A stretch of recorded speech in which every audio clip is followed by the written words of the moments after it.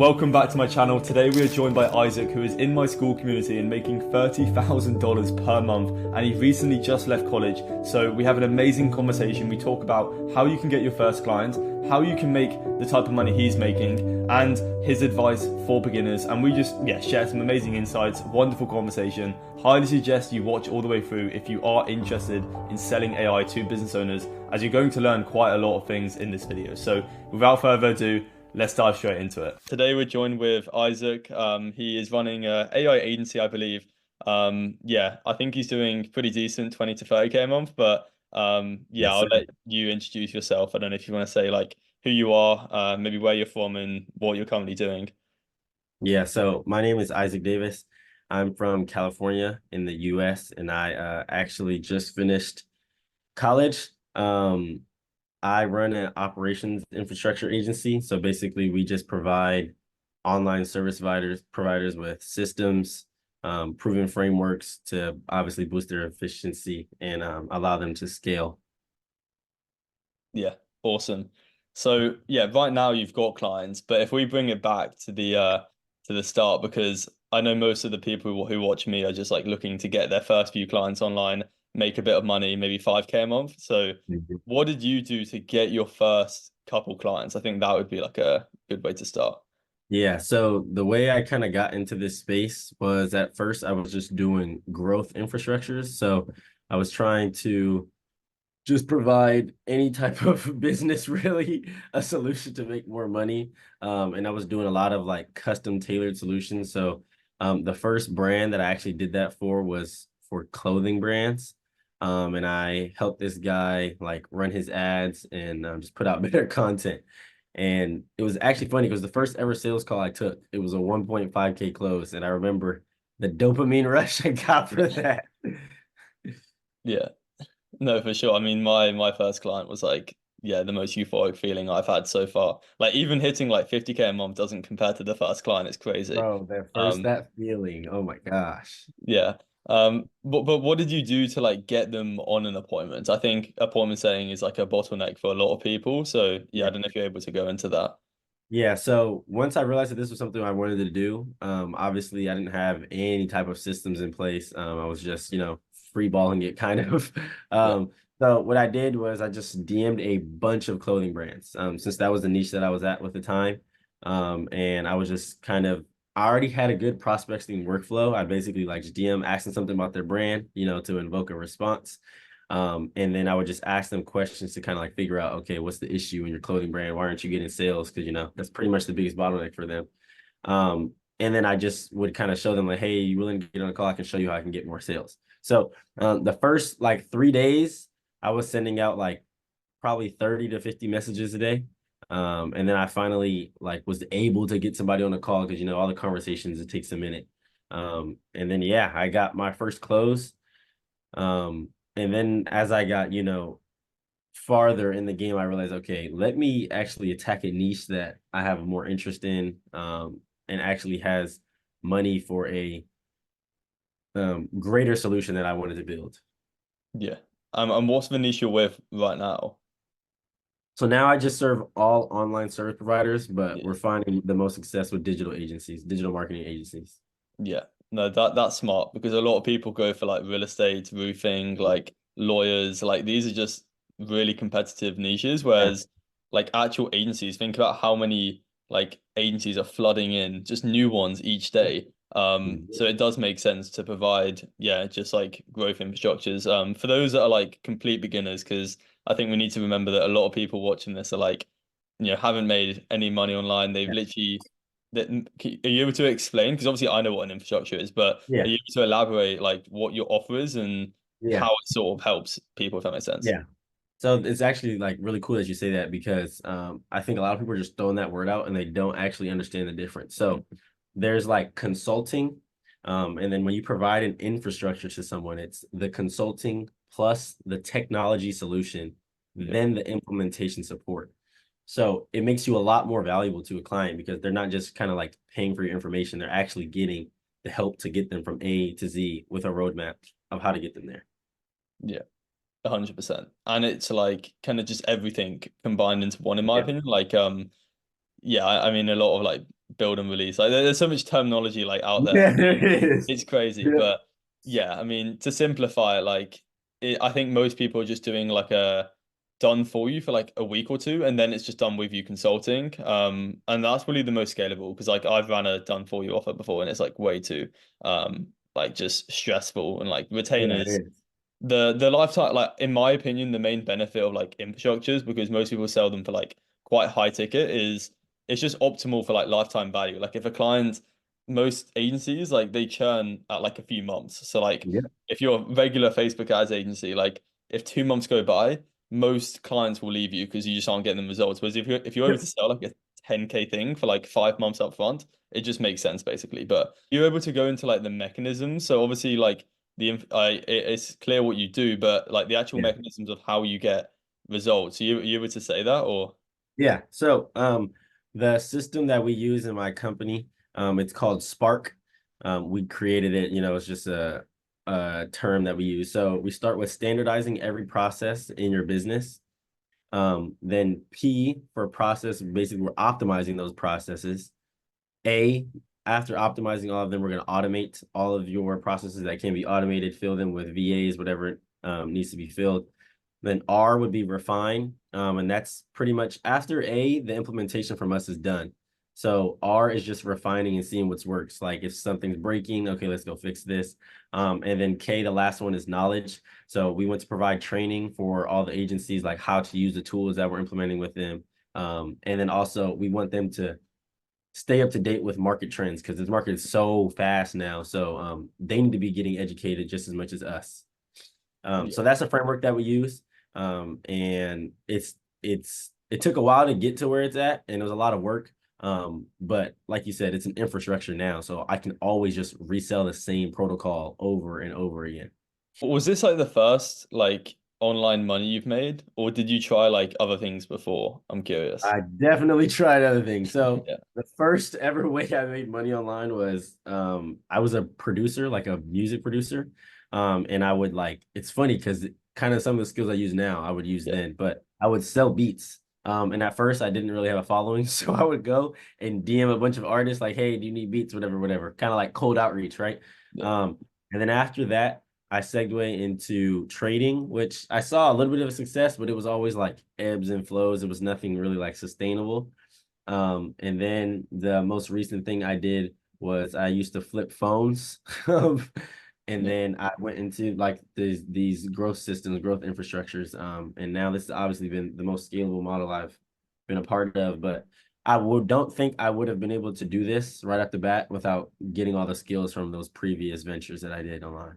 Yeah, no, 100%. Like a lot of people fail at like so many different things before they get into like the agency model, but those things are what allowed them to like, yeah, get the skills to actually make it work, if that makes sense. Like when I started, like, I think, yeah, the agency model within itself is probably like it's not the easiest, but it's just like, like it's just appointment setting, getting sales. So like, even if you don't sign clients, you're going to learn so much. But yeah, I think, yeah, definitely failing beforehand has probably gotten you to this point, but. Yeah, no, it for sure did. I'm curious what your like day to day looks like because I think like if someone shows me what they just do on a daily basis, like I'll be able to tell kind of what like revenue they're at or at least what revenue they'll be at in like a few months. So what's your current like day laid out if that makes sense? I'm curious. Usually I write down, I'll start like I guess the night before.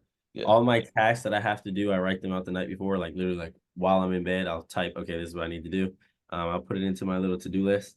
And then usually I wake up and I'll try to listen to something. So whether it's like a long form video on YouTube or a podcast, listen to something to educate myself, like right in the morning, while I'm just, doing like daily hygiene stuff, whatever. And then I will have a meeting with my sales team, and then I have two clients that I don't. It's different from my offer, but I'm kind of just like their consultant. But they run an agency too. So I'll have my daily meetings with them, go over what needs to be done. It's not a really meeting, it's just like a text, like a daily check-in. Kind of Yeah. like what you talk about in your school community. It's Yeah. literally that. That's the framework that I use. Um, and then I will go into my high value tasks. So I've obviously been trying to put out a lot more content. So I'll write out a long form, and then I'll repurpose that on LinkedIn and Twitter or X. Um, and then now I've been trying to push a lot on our paid ads. So right now I'm developing like 3 or 4 creatives. So like the last 2 weeks, that's kind of really what I've been doing. Trying to get the copy like down and all that. And then obviously working on developing the product. So I'm always getting feedback from our current clients, like, hey, did you like this part? How fast was this implementation? Did you like how this support system was filled out? So I think always developing your product is a good thing because you're never going to have it perfect. And especially with like the world that we're in with AI, new technology coming out every day. If you want to be ahead and you want your agency to like live on, you have to be able to adapt quickly. Like you just have to. Yeah. Yeah, for sure. No, that's a good point with like product, like Yeah. innovation, making it better. Because I think like I don't know who said this, but someone said like you can solve any business problem from speaking to your like customers or clients. Just Yeah. like anything. Like you can like if you think about like hooks, for like ads even, because you were talking about ads, like Yeah. what we're doing on the onboarding sessions now with clients is like we're Yeah. asking them like out of all the things that we provide in our offer, what was like the one thing that made you buy? So then we can literally use that That's in great. ad creative. So we're gathering just more research by speaking to our customers. So it's like an insane feedback loop, basically. But I think for most people, it's just like getting clients is the bottleneck because the only way you can, in my opinion, get a better like service or product is by just getting customers or Yeah. clients, just delivering for them. So I mean, what are you finding works now? Is it content for you? Is it like outbound? Yeah, so outbound was obviously how I created my client base. Yeah. And I think what you said is very, very true because when you have clients, then you can see what Mm. works and what doesn't work. Yeah. So after I got to a point where it was like, okay, I know I can deliver for a client every single time. That's when I was like, I need to start pushing ads because I know my product can speak for itself. Now it's just can I show my value on a 15-second video? You know what I mean? Yeah. So I just started our ad campaigns a month ago, and yeah, it's been way better. One, it makes it easier on our appointment setters. Yeah. Dealing with inbound is a lot easier than outbound. But there's a lot of people who like say it's like what gurus are teaching you, like obviously all the big heads, right? Yeah. Is usually more than not a watered down version of what they're actually doing because they're not going to give you all that sauce they're doing, right? And the way that we see all these gurus is their ads. You tap through Instagram, I'm seeing Iman's ads, I'm seeing Serge Guattari's ads, right? And most of them aren't teaching that. And other big companies, they're not in your DMs, trying to sell you. So I think starting out, code outreach is great, but once you realize your product works and you're just iterating on the feedback, I think going bullish on a mixture of ads and content is the best way to go. Like literally the best way to go. Yeah. Yeah. I think I need to get on ads more. But I've just been like trying to become great at like one thing, which is just content Yeah, and stuff like that. But that's how I found you. yeah, yeah, exactly. Yeah, I think I do actually think like organic is better than paid ads, but it's I quite agree. hard and it takes a bit longer to make organic work. Like to build a personal brand where you have like 10,000 subscribers or more, it does take like quite a few months, if not like a few years, in the B2B space. But another interesting point is like I'm bigger on content than like ads. For example, I've tried running ads, but I just think the like cost per lead's too high. But with content, I've noticed that the lifetime value of clients, so it's not only easier to get clients, because most ads are like direct response where it's like click the link below and I'll send you something. It's like there's no real trust between you and the prospect. So the close is slightly harder, but then on the back end, most people don't think about like if someone knows who I am, they've watched my content, they like me and they trust me, they're gonna stay with me, or they at least Yeah. gonna like give me more time to try and make it work on service delivery compared to ads. Right. So yeah, I'm massive on content. I Because think content is 100%. If you go in the hierarchy of, I yeah, guess you could say quality of leads, content, organic content, I don't think anybody would disagree with you. It's definitely first. Um, yeah, without question. I yeah, don't even think it's close, which is why I'm just trying to, get my YouTube started up. yeah. If you were starting like from scratch again, let's say you don't have any clients, Yep. what would you do differently? Yeah, So I think immediately I would go very, very hard on the volume. So when you're starting, right, it's just you. Um, And there's a quote, it's like volume negates luck. So a Mm. lot of the time it was like, dude, I'm not getting caught clients, but I thought I was doing enough and I just really wasn't. Um, so I would have went insane on content. Like I'm telling you, every single avenue for outbound, I would have extended it.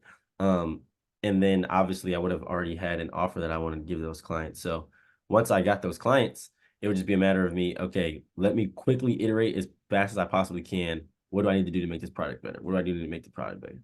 And then while I'm doing that, documenting it, like you said, because organic content, um, it just rules above all. And if you have a lot of content for people to digest before they hop on a call with you, they're gonna be sold.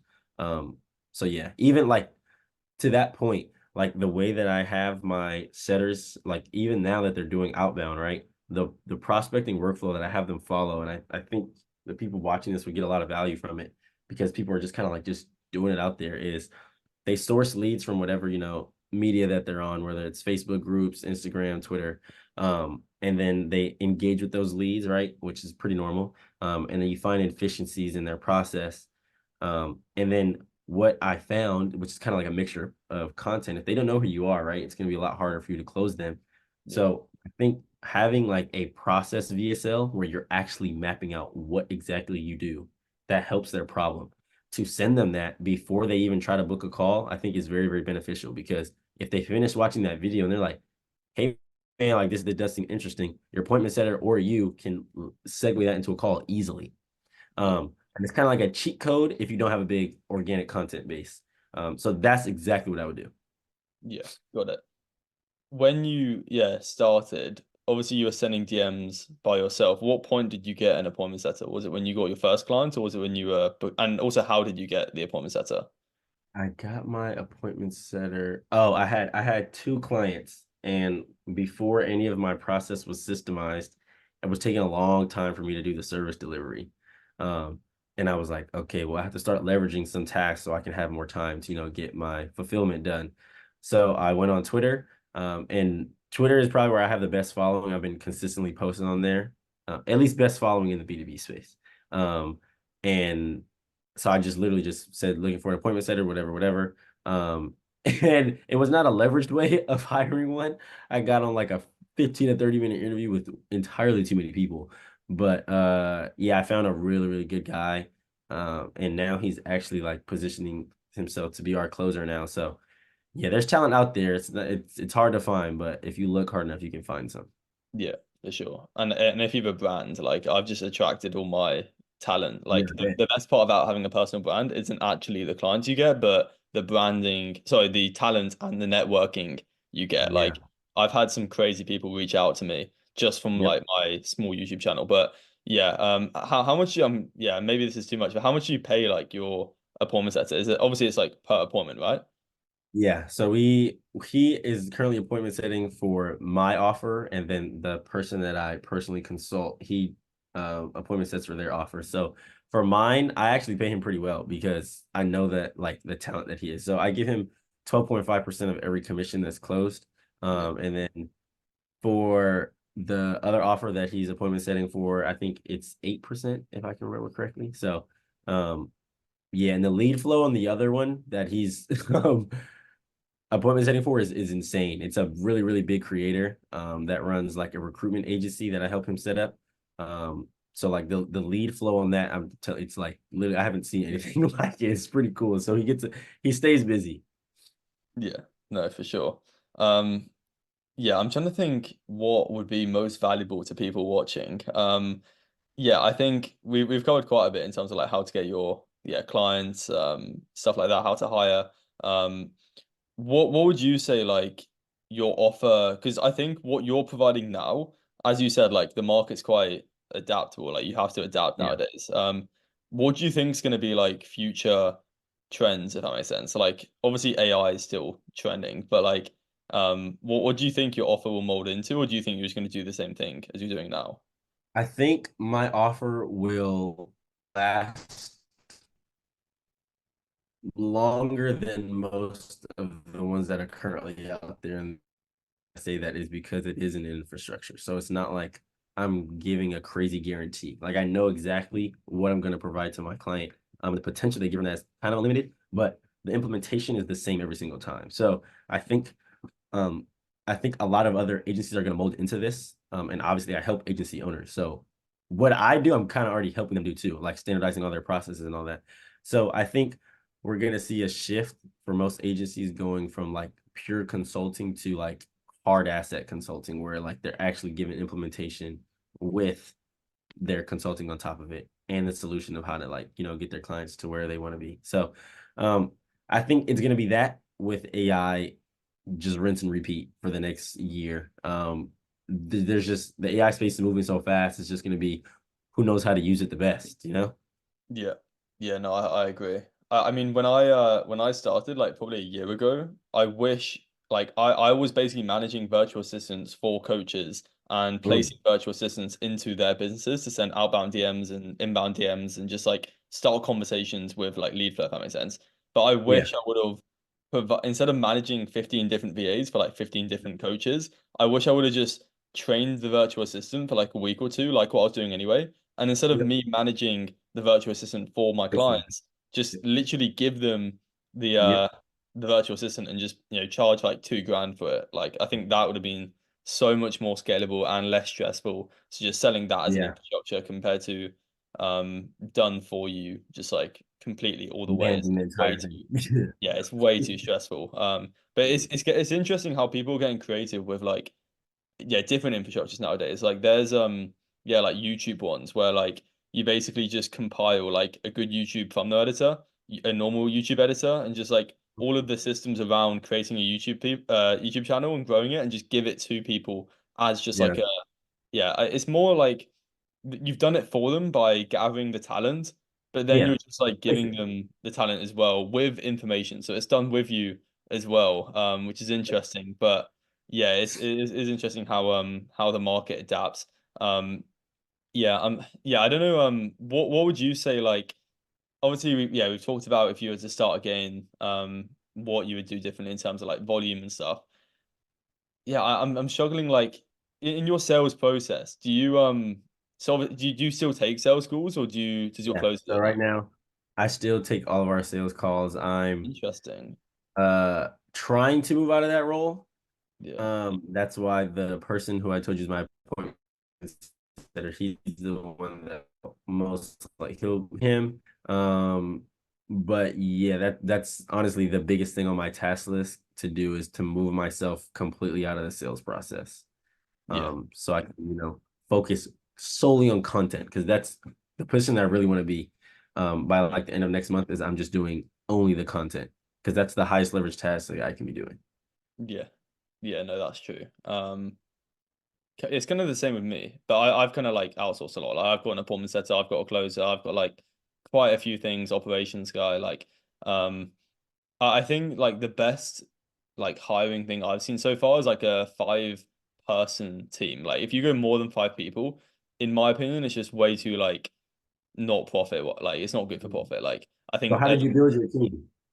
yeah, I mean once again, like I think when you're in the trenches and you're just like I don't know, on Upwork and like just looking for talent, you do find some very like interesting people. Like I was when I started, like I was just looking for someone to do like a landing page, and I was just going on Upwork and just like messaging people, and you Yeah. find people that are really cheap but like really good at what they do just by being in the trenches. But nowadays, yeah, I mean, I just post like Instagram stories or Oh yeah. post like an email to my newsletter and just get talent come to me. I was But about to say because that's like what you were saying. Your personal brand allows you to yeah. attract that talent. So you post, "Hey, I need this, this, this." You're gonna have a ton of people like, "I can do this, I can do this, I can do this." Yeah, yeah.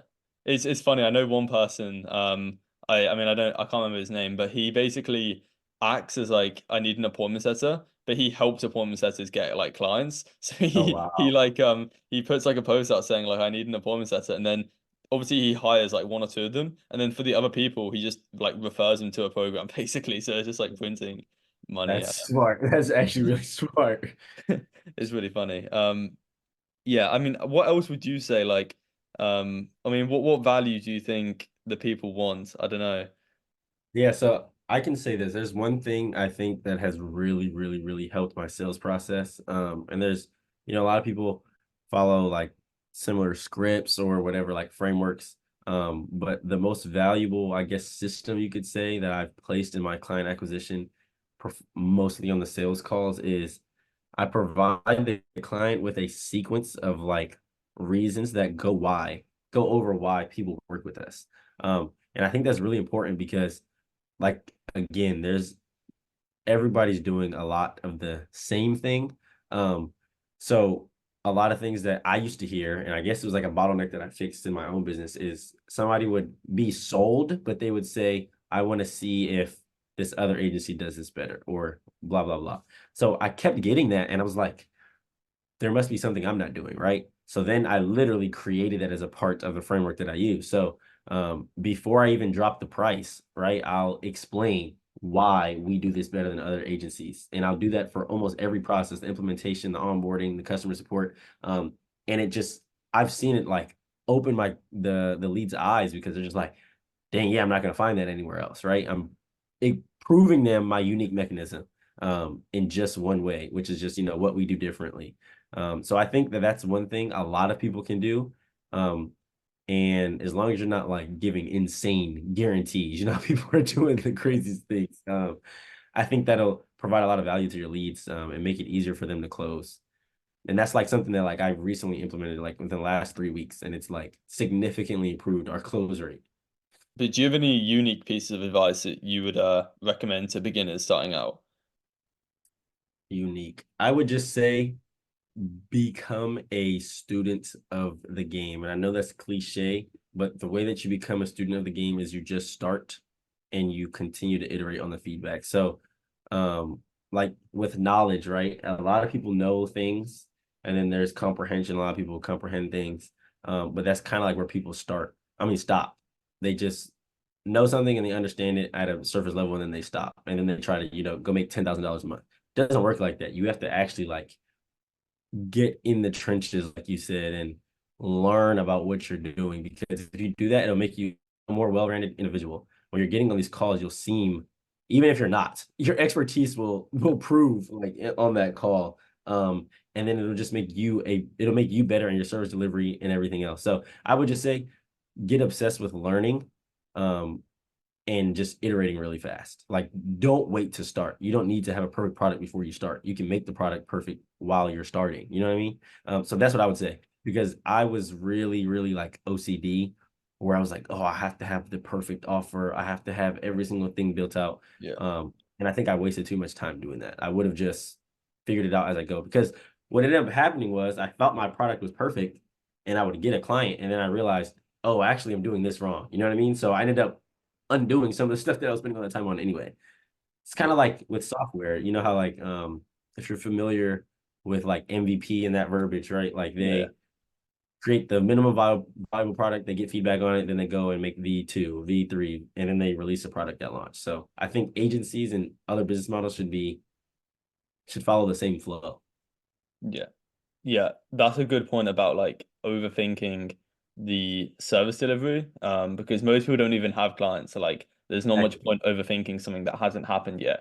So Yep. it's typically like the second and third order consequences. So the reason they're putting off like doing outbound is because maybe they're scared of the sales call subconsciously, or maybe they know deep down that if they do the outreach, they're going to book sales appointments, and then those appointments may turn into clients. So subconsciously, they're scared of the second and third order consequences, which is putting them off like today, if that makes sense. Yeah, that's a I great think point. it's really interesting because you kind of just have to like remove like emotion from that, because it's a weird stage if you're starting out and you don't have clients and you're trying to sell something that you haven't really done before. It's a very weird It is. stage, and it's an awkward stage where I think you can't rely on your skills, but more so just your character to make sure like if you tell yourself that when I get a client, I'm going to try my absolute hardest, that's all you can really do, I think. And that's where the confidence should come from, not your skill set when you're starting. But yeah, I think that's a good point for sure. What do you think? Are you having, because some of the people that I'm like starting to coach, and it's really not even like coaching. I don't have that model built out, but they'll ask me for help. They're having trouble with charging people a lot. Do you find that a lot with people that you are helping out? Like they're like scared to charge people a lot of money.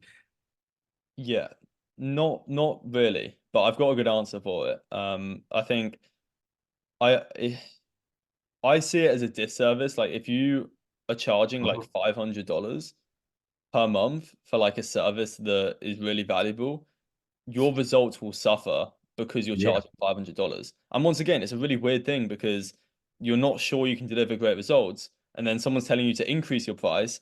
So once yeah, again, it's a really weird stage. You just have to block out your beliefs because your beliefs have gotten you to this point of your life. So if you're going to get to a new level, you need to just like not believe what you're currently, thinking. yeah, But yeah, like if you charge more, you 100% get better results because yeah. you'll actually be like, oh shit, now someone's paid me like Have to five, do. 10 grand. I have to deliver great results. And you'll Yep. absolutely try your hardest. But once again, it's scary and people don't like scary things, but you just have to remove emotion and just charge more. And yeah, you'll get people better results as well as you attract like a better clientele. Like it's Yep. always like the $500 clients are like the worst. They're always You want to get rid of micromanage. them. Yeah, like it's because it's a lot of money to them. Like I've worked with like 8-figure coaches, like doing over 10 million a year, and they don't really care at all like what you do for them. No. Like they pay like 10 grand and then it's like they don't really, yeah. So yeah, I think it's a weird stage, but just tell them to remove emotion and it's for the best, and you have to make them realize that. Yeah, it is. Yeah. There's not too much else, I think. You can tell them like if they're scared to charge more. But it's a good point. Because I've been there before. Um, Yeah. and you get into like this scarcity mindset. I mean, like when I started like a year and a half, 42 years ago, I was getting like negative feedback loops because you get on a sales call, you say your price is like $500 a month, and then they say they can't afford it, and then you're like, shit, maybe I need to lower it even more. Yes. So Yeah. it's a really bad like negative feedback loop. So I think like what I should have done is like, I mean, obviously when you're starting out, yeah, just what you believe is completely faulty. Like it's not true. That's why like most beginners aren't making anything just because their beliefs are incorrect. But it's like it people can afford it, in my opinion. It's never the fact that people can't afford it. It's obviously just like a trust issue. Like another thing a lot of people don't understand is your offer and what you're selling isn't what makes people buy. They should have, I mean, they should be thinking that they need to buy this before you actually get into what you're selling. So what I mean by that is when you're on a sales call and you're asking your questions and you're saying like, what's the biggest problem you're having? Where are you at, monthly? Where do you want to get to? You need to make them realize how much it's costing them by not working with you before you actually explain your service and what you offer. And yeah, once again, they should be like, oh shit, I need to buy from this person even before you actually get into your offer. So it has nothing to do with the price, in my opinion.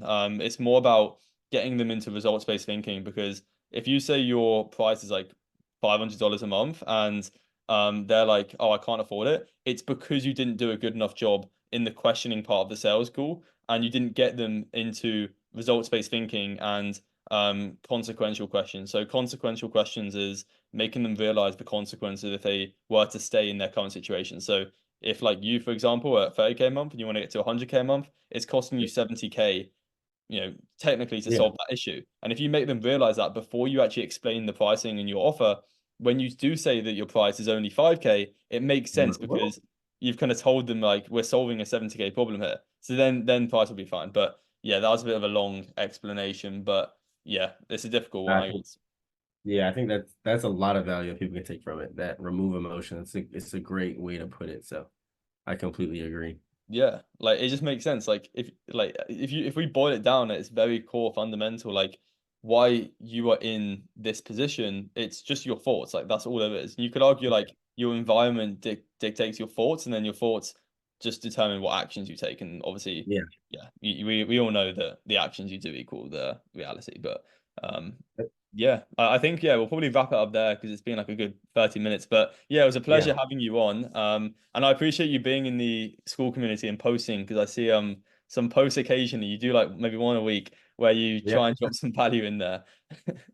Yeah. Yeah, man. I love the community. It's the only page one that I'm in. I've jumped in and out of a lot. And yours I think has the most consistent value.